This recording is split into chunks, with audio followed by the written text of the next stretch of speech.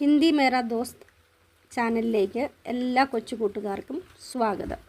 ഇന്നിവിടെ നമ്മൾ പഠിക്കാൻ പോകുന്നത് 6ാം ക്ലാസ്സിലെ 1ാം യൂണിറ്റായ ഖുലേ ദിൽ സേ എന്നുള്ള യൂണിറ്റിലെ 1ാമത്തെ കവിത നീലി ചിടിയ എന്ന കവിതയാണ്.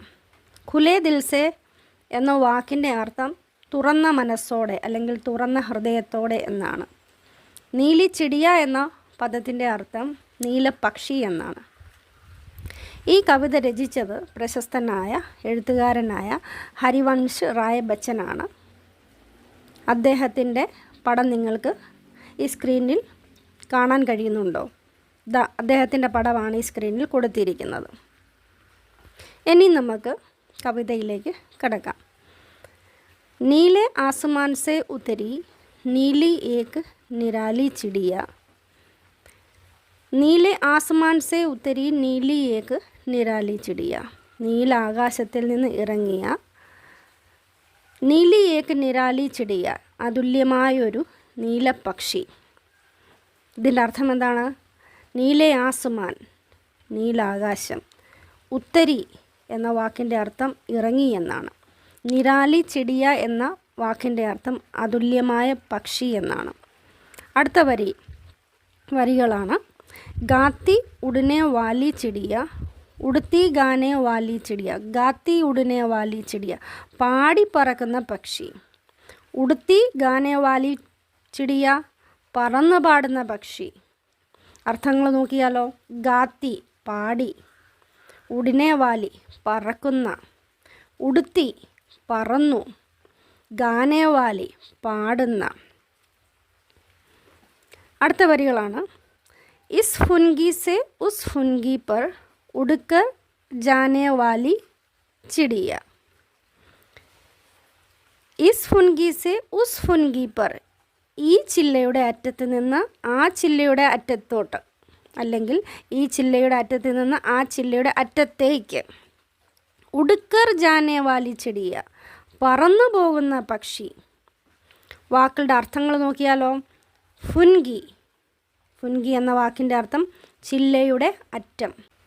അടുത്ത വരിയിലേക്ക് നമുക്ക് പോയാലോ?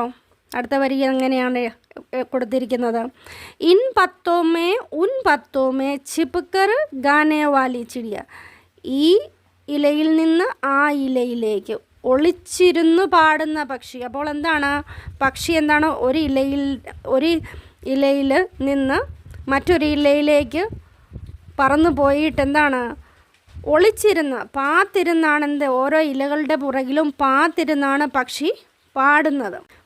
അടുത്ത വരിയിൽ നമുക്ക് നോക്കാം. പർ ഫടുക്കാക്കർ നീച്ചയാക്കർ ദാന ഖാനെ വാലി ചിടിയ എന്ന് വെച്ചാൽ പർ ചിറക്, ഫടുക്കാക്കർ അടിച്ചുകൊണ്ട്, അടിച്ചുകൊണ്ട് താഴെ വന്ന, നീച്ചെ താഴെ, ആക്കർ വന്നു, ദാന ഖാനെ വാലി ചിടിയ ചിറകടിച്ചുകൊണ്ട് താഴെ വന്ന്, ദാന ഖാനെ വാലി ചിടിയ ധാന്യങ്ങൾ തിന്നുന്ന പക്ഷി. അടുത്ത വരിയിൽ എന്താണ്? ദാന ഖാക്കർ പർ ഫടുക്കാക്കർ ഝട്ട് ഉഡ് ജാനെ വാലി ചിടിയ. ദാന കഴിച്ച് അല്ലെങ്കിൽ ധാന്യങ്ങൾ തിന്ന് ചിറകടിച്ച്, ഝട്ട് ഉഡ് ജാനെ വാലി ചിടിയ വേഗത്തിൽ പറന്നു പോകുന്ന പക്ഷി. അതിനുശേഷം നമ്മൾ ഈ കവിതയുടെ ഇത്രയും വരികൾ പഠിച്ചതിന് ശേഷം നമുക്കിനി ഈ കവിതയിലെ ചില വാക്കുകളുടെ സമാനമായ അർത്ഥങ്ങൾ ഹിന്ദിയിൽ പഠിച്ചാലോ? വാക്കുകൾ സ്ക്രീനിലേക്ക് കൊടുത്തിരിക്കുന്നു. നിങ്ങൾ ശ്രദ്ധയോടൊന്ന് നോക്കിക്കുക വാക്കുകൾ. ആസുമാൻ, ആസുമാൻ, ആസുമാൻ എന്ന വാക്കിൻ്റെ സമാനമായ ഹിന്ദി പദമാണ് ആകാശ്, ആകാശം. അടുത്ത വാക്ക് നോക്കിക്കേ, ചിടിയ.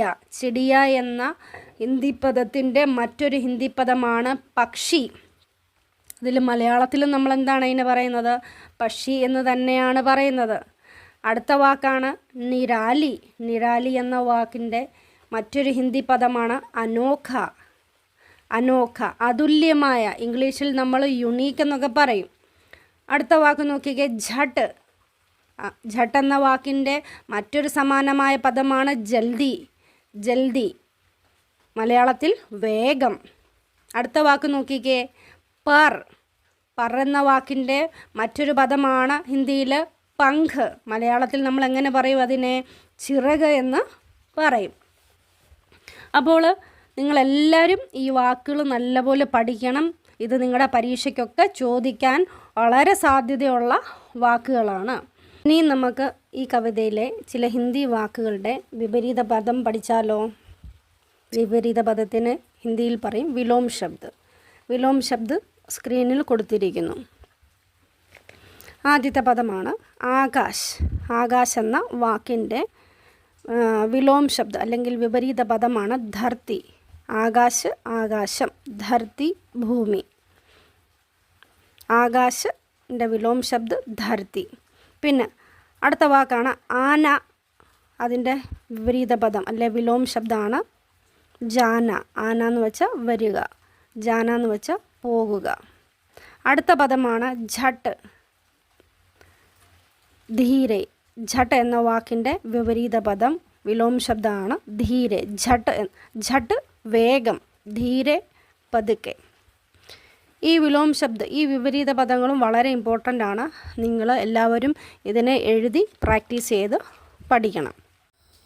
ഇന്നത്തെ ഈ ക്ലാസ് നിങ്ങൾക്ക് പ്രയോജനപ്പെട്ടെങ്കിൽ like, share, subscribe and comment ചെയ്യുക.